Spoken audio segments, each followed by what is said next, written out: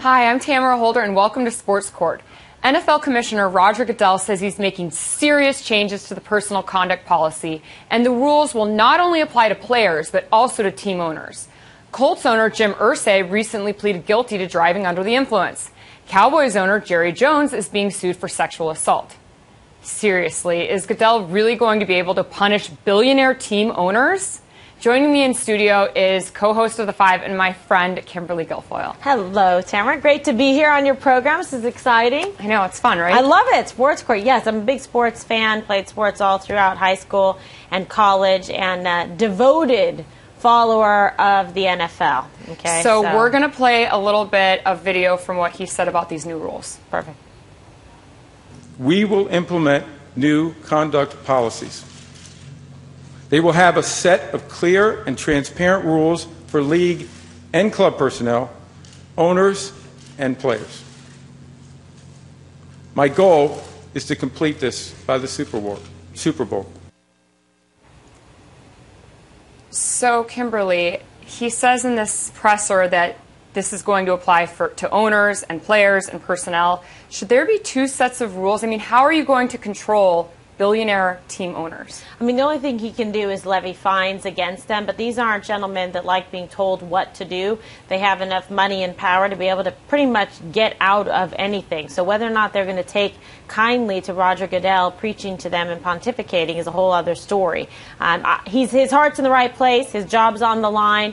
I think he's well-intentioned. He sees that there's a serious crisis, and he's at the center of it, because you don't see people focusing on the Ravens or any of these other teams right now. They're really looking at him. And oftentimes when you see something that is like a systemic problem throughout an organization, they go for the head, and they say this is the person that's responsible. It's the only way kind of the public is appeased, it seems, if you see someone in a position of power or authority take the fall. Someone must be made example of, or a martyr in the situation. Well, I want to play a little more about what Goodell had to say, and then we can talk about it. Okay. I got it wrong in the handling of the Ray Rice matter, and I'm sorry for that. So he's sorry, but he fined Irsay $500,000, a 6-game suspension, when the guy's worth $1.7 billion.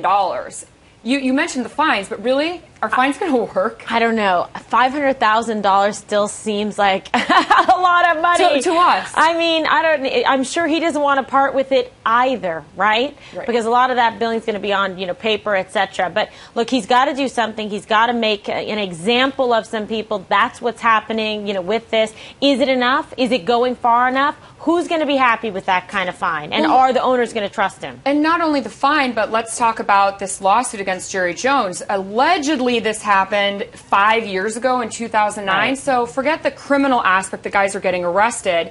But now people are getting sued. Jerry Jones, worth $2.7 billion, sued. For inappropriately touching a stripper? Yes.